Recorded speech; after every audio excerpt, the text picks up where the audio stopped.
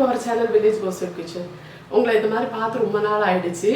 கிட்டத்தட்ட வந்து ஒரு 7-8 மாசம் இருக்குன்னு நினைக்கிறேன். ஒரு வருஷம் பக்கத்துல ஆகுது. லைவா பார்த்து நான் உங்க கூட ஒரு வீடியோ நல்லதா ஷேர் பண்ணி கூட ரொம்ப நாள் ஆயிடுச்சு.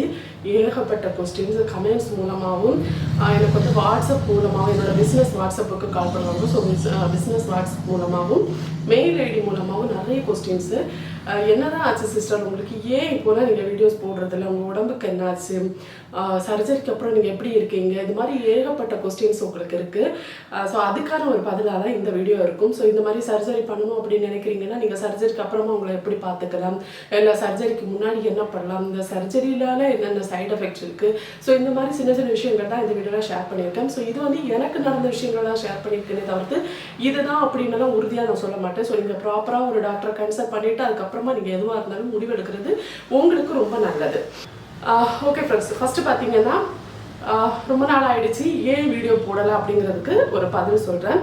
ஏன் வீடியோ போடலை அப்படின்னா உண்மையாக எனக்கு உடம்பு சரியில்லை, அதுதான் முக்கியமான காரணம். உடம்பு சரியில்லை அப்படின்னா பயங்கரமான தலைவலி அப்படின்னா உங்கள் வீட்டு தலைவலி எங்கள் வீட்டு தலைவலியெல்லாம் கிடையாது. நீங்கள் யோசிச்சு பாருங்களேன், நீங்கள் எங்கேயாவது ரொம்ப ட்ராவல் பண்ணிட்டு வரீங்க, அன்றைக்கி வந்து உங்களுக்கு கொஞ்சம் தலைவலியாக இருக்குது அப்படின்னா நீங்கள் படுத்து ரெஸ்ட் எடுப்பீங்க இல்லையா. ஸோ அந்த மாதிரின்னு வச்சுக்கோங்களேன். அது வந்து ஒரு நாள் என்றைக்கும் ஒரு நாளைக்கு இருக்கிற போதும் டெய்லி நீங்கள் காலையில் தூங்கி எழும்புறப்பவே தலைவலியோடு எழும்புறீங்க அப்படின்னா அந்த ஃபுல் டே உங்களுக்கு எப்படி இருக்கும், தலைவலியாகவே இருக்கும். உங்களால் டெய்லி மெடிசன்ஸும் எடுக்க முடியாது, நம்ம என்னென்னமோ பண்ணி பார்ப்போம், அதுக்கு எந்த ரிசல்ட்டுமே இல்லை அப்படிங்கிறப்போ நீங்கள் என்ன பண்ணுவீங்க. ஸோ அந்த மாதிரி ஒரு சூழ்நிலையில தான் நான் கடந்த ஒரு 7-8 மாசமாக தொடர்ந்து வந்துட்டே இருக்கேன். இந்த தலைவலி பார்த்தீங்கன்னா எனக்கு இப்போ தான் வந்திருக்கு அப்படின்னலாம் இல்லை, ஒரு 2 வருஷமாக இருக்குது. 2 வருஷமாக இருந்து அதுக்கப்புறம் தான் மூக்குலேருந்து பிளட் வர ஆரம்பிச்சு நாங்கள் போய் பார்த்ததுக்கப்புறமா சதை வளர்ந்துருக்கு, மூக்கு ஒரு சைடு பிளாக் ஆகியிருக்கு, சர்ஜரி பண்ணணும் அப்படின்ட்டு சர்ஜரி பண்ணேன். சர்ஜரிக்கு அப்புறமா வந்து தங்க முடியாத அளவுக்கு தலைவலி எனக்கு இருந்தது. டாக்டரை பார்த்தோம், மைக்ரைன் இருக்குது, அதனால தான் உனக்கு இந்த மாதிரி தலைவலி வருது, ஓவர் ஸ்ட்ரெஸ் ஆகாத, கொஞ்சம் ரிலாக்ஸாக இரு அப்படின்னுலாம் நிறைய விஷயங்கள் டாக்டர் சொல்லியிருந்தாங்க. ஸோ அதெல்லாம் ஃபாலோ பண்ண சொன்னாங்க. அது எதுவுமே நான் ஃபாலோ பண்ணலை. ஏன்னா என்னோட ஃபேமிலி சுச்சுவேஷன் வந்து நான் எப்போவுமே ஸ்ட்ரெஸ்ஸாக இருக்கிற மாதிரி ஒரு சூழ்நிலை தான் எனக்கு இருக்குது. இப்போதைக்கு என்னோட சூழ்நிலை அந்த மாதிரி தான் இருக்குது. நார்மலாக ஒரு பீப்புள் வந்து நிறைய லோன் இருக்குது, ஃபேமிலி இஷ்யூஸ் நிறைய போயிட்டுருக்கு அப்படிங்கிறப்போ வந்து நீங்கள் என்னதான் ஹஸ்பண்ட் அண்ட் ஒய்ஃபுக்குள்ளே ஒரு நல்ல டேம் இருந்தாலும் கூட அந்த மற்ற விஷயங்கள் வந்து உங்களை போட்டு ரொம்ப அடுத்தும் இல்லையா. ஸோ அந்த மாதிரி ஒரு சூழ்நிலையில் இருக்குன்னு சொல்லலாம். ஸோ அதனால ஓவர் ஸ்ட்ரெஸ் எனக்கு இருக்குது. அந்த ஸ்ட்ரெஸ்ஸுனால வர தலைவலி அப்படின்னா டாக்டர் சைட்லேருந்து சொல்லியிருக்காங்க, எல்லா டெஸ்ட்டும் எடுத்து பார்த்தாங்க. ஸோ அவங்க சைட்லேருந்து சொல்கிறது அது. இன்னொன்று மொபைல். நான் வந்து சும்மாவே நான் எப்படி இந்த அளவு அடிக்ட் ஆனேன் அப்படின்னு எனக்கு தெரியாது. சும்மாவே நான் குக் பண்ணுறப்ப கூட சில நேரம் டக்குன்னு எடுத்து மொபைலில் ஏதாவது பார்த்துருவேன். ஸ்டோரி நிறைய ரீட் பண்ணுவேன், அது மொபைல்லேயே ரீட் பண்ணுவேன். ஸ்டோரி ரீட் பண்ணுறது, அப்புறம் வெப் சீரிஸ் அது மாதிரி ஏதாவது பார்க்குறது. சும்மா நம்ம வந்து என்ன சொல்ல ஒரு கம்ப்ளீட்டாக நான் ஒரு அடிக்ட் ஆகிட்டேன் அப்படின்னு தான் சொல்லலாம். ரீல்ஸ் பார்க்குறது அது இதுன்னு ஏதாவது ஒன்றும் இல்லைன்னா சும்மா கதை படிச்சுட்டே இருப்பேன். ஸோ இந்த மாதிரி ஏதோ ஒன்று பண்ணுறதுனால இந்த மொபைல் அதிகமாக யூஸ் பண்ணுறது கூட என்னோட தலைவலிக்கு ஒரு காரணமாக இருக்கலாம்னு சொல்கிறாங்க. நான் ஏன் மொபைல் யூஸ் பண்ணுறேன் அப்படிங்கிறத சொல்கிறேன். வெளியே இருக்க அழுத்தங்கள் என்னை வந்து ரொம்ப அழுத்துறப்போ எனக்கு வந்து மொபைல் ஒரு ரிலாக்ஸ் கொடுக்குது, எனக்கு மொபைல் வந்து ஒரு அமைதி கொடுக்குது. மொபைலில் நான் பார்க்குறப்போ அந்த வெளியே இருக்கு, இது ஆக்சுவலாக இது ஒரு பிரச்சனை தான். வெளியே இருக்க விஷயங்களை பற்றி நான் யோசிக்காமல் மொபைலுக்குள்ளேயே மூழ்கி போகிறேன். இது பெரிய பிரச்சனை. இதுக்கு வந்து ஆக்சுவலாக நம்ம ட்ரீட்மெண்ட் எடுக்கணும்னு சொல்லுவாங்க. நம்ம வெளியே இருக்க உலகத்தை வந்து ஃபேஸ் பண்ண பயப்படுறோம். ஸோ இந்த மாதிரி இருக்குது இந்த உலகம். இதை வந்து என்னால் இதை சகிச்சுக்க முடியலை, இருக்கிற எங்கேயாவது ஓடி ஒளிஞ்சிக்கிறப்ப என்னை விட்டுருங்க அப்படிங்கிற மாதிரி மொபைலுக்குள்ளே தஞ்சமடைகிற ஒரு ஸ்டேஜ். இப்போ நம்ம இந்த வெளி உலகத்தை பார்த்து அஞ்சு நம்ம எங்கேயோ ஏதோ ஒரு இடத்துல நமக்கு ஆறுதல் கிடைக்கிற அப்படிங்கப்போ அதுக்குள்ளேயே நம்ம மூழ்கி போகிறது. இப்போ நான் ஒரு ரீல்ஸு பார்க்குறேன், எனக்கு ஸ்ட்ரெஸ்ஸு குறையுது, நான் ரீல்ஸு பார்த்துருவேன். அந்த ரீல்ஸ் பார்க்குறதுனால என்ன ஆகுனா நம்மளுக்கு கண் பாதிப்பு, ஓவராக நம்ம மொபைலே பார்க்குறதுனால அந்த லைட்டு இதெல்லாம் நம்மளுக்கு பாதிக்கும் இல்லையா. ஸோ அதனால் வர்ற தலைவலி. ஸோ இந்த மாதிரி தலைவலி தாங்க முடியாத அளவுக்கு தலைவலி இருக்குது. இந்த தலைவலினால எனக்கு என்ன பிரச்சனைனா ஒரு விதம் மயக்கம் வந்துட்டே இருக்கும். எப்போவும் ஒரு மாதிரி மயக்கமாக இருக்கிற மாதிரி இருக்கும், சரியாக தூக்கம் வராது. அதுவுமே மொபைலும் அதுக்கு ஒரு காரணமாக சொல்கிறாங்க. ஸோ இப்போ வந்து கொஞ்சம் கொஞ்சமாக குறைச்சிட்டு வரேன் எல்லாத்தையும். நான் கொஞ்சம் கொஞ்சமாக அதை விட்டு வெளியே வரேன். ப்ராப்பரான ட்ரீட்மெண்ட் அது இதெல்லாம் எடுத்து அதை விட்டு கொஞ்சம் கொஞ்சமாக வெளியே வந்துட்டுருக்கேன். ஸோ இந்த மாதிரியெல்லாம் இருக்குது என்னோட நிலைமை வந்து இந்த மாதிரியெல்லாம் போயிட்டுருக்கு.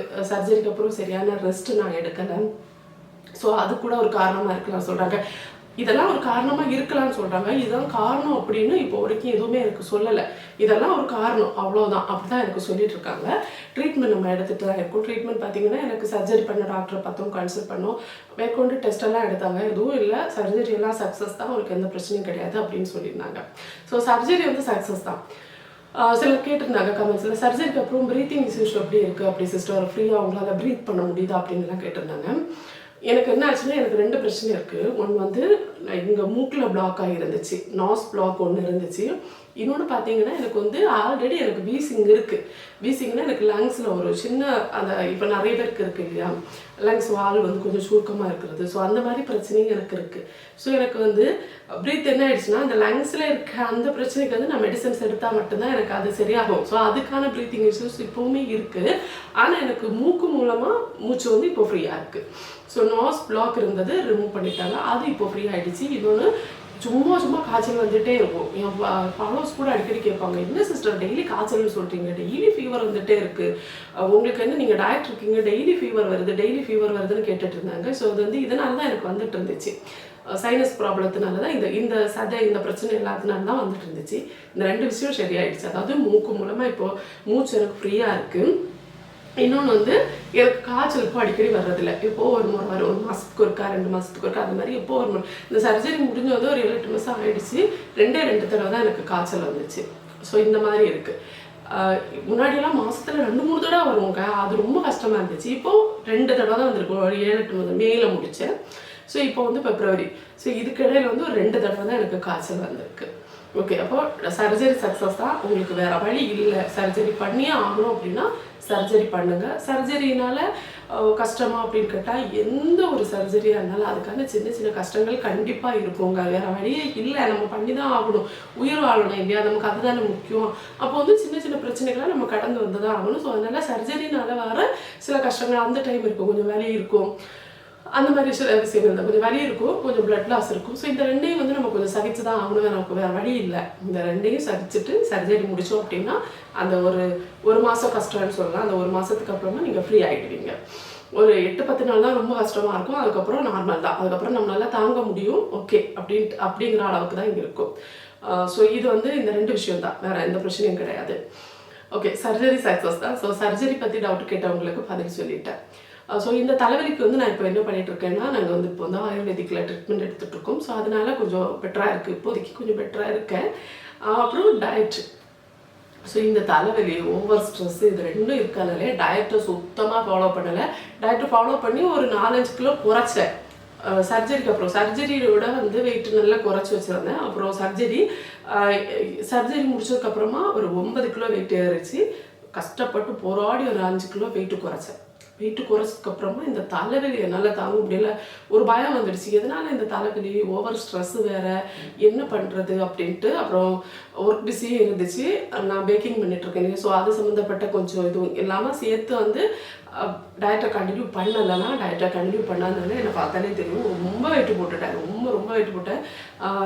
ரொம்ப வருஷத்துக்கு அப்புறமா, கிட்டத்தட்ட வெயிட் லாஸ் பண்ணதுக்கப்புறமா இந்த அளவு வெயிட் இப்போ தான் போட்டிருக்கேன். அடுத்த வீடியோவில் உங்களுக்கு என்னோடய வெயிட்டோடு நான் காமிக்கிறேன். ஸோ கொஞ்சம் வெயிட் நல்லாவே போட்டுட்டேன். அப்புறம் டயட் என்ன பண்ண போகிறீங்க, ஃபாலோ பண்ண போகிறீங்களா? ஆமாம், ஏன்னா எனக்கு டயட் இல்லாமல் கண்டிப்பாக முடியாது. ஏன்னா ரொம்ப வெயிட் போட அது வேறு எனக்கு ரொம்ப பயமாக இருக்குது. ரொம்ப கஷ்டப்பட்டு குறைச்சி வெயிட் மறுபடியும் ஏறுமோ அப்படிங்கிறது. ஸோ அது எப்படி ஃபாலோ பண்ணணும் அப்படின்னு ஒரு ஐடியா இருக்குது. இப்போ என்ன பிரச்சனைனா, டயட் இருப்பேன், 2 நாள் இருப்பேன், பசி கண்ட்ரோல் பண்ண முடியாது. சாயங்காலம் வரைக்கும் டயட்டு சூப்பராக ஃபாலோ பண்ணுவேன், சூப்பர் அப்படிங்கிற மாதிரி இருக்கும். சாயங்காலம் ஏதாவது செஞ்சு தொலைச்சிடுவேன். குறிப்பாக வந்து இது ஸ்வீட்டு தான் சாப்பிடுவேன்.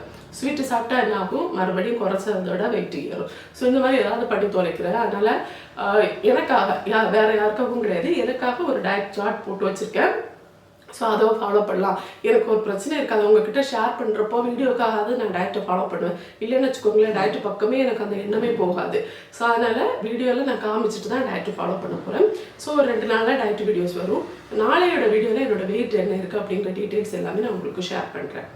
ஓகே ஃப்ரெண்ட்ஸ், அவ்வளோதான். நீங்கள் ரொம்ப பயப்படலாம் வேண்டாம், நான் ரொம்ப நல்லா இருக்கேன். தலைவலி அது ஒரு பிரச்சனை தான், அந்த ஒரு பிரச்சனைனால தான் என்னால் சரியாக வந்து சேனல் பக்கம் வர முடியலை. ஏன்னா உட்காந்து பேசி ரெடியாகி உட்காந்து பேசி அந்த வீடியோ எடிட் பண்ணுறது, அந்த மாதிரி விஷயங்கள் எல்லாம் பண்ணுறதுக்கு கொஞ்சம் கஷ்டமாக இருந்துச்சு. அப்படிங்கிறதுனால தான் நான் பண்ணலை.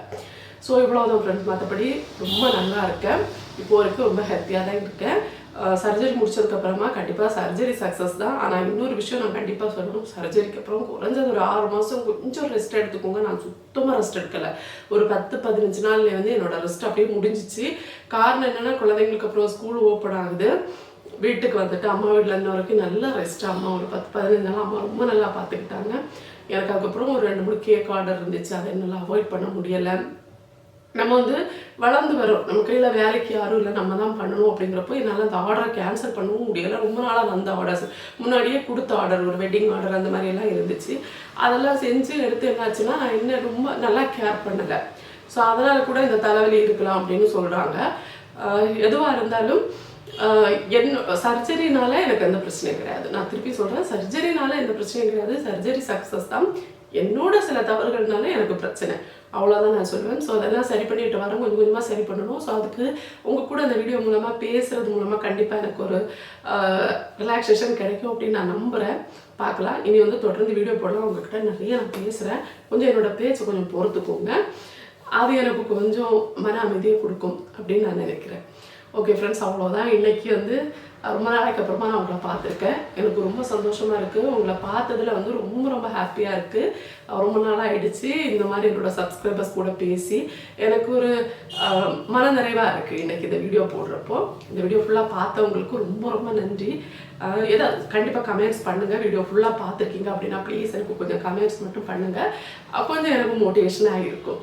ஓகே ஃப்ரெண்ட்ஸ், அடுத்த வீடியோவில் சந்திக்கலாம். பாய், தேங்க்ஸ் ஃபார் வாட்சிங்.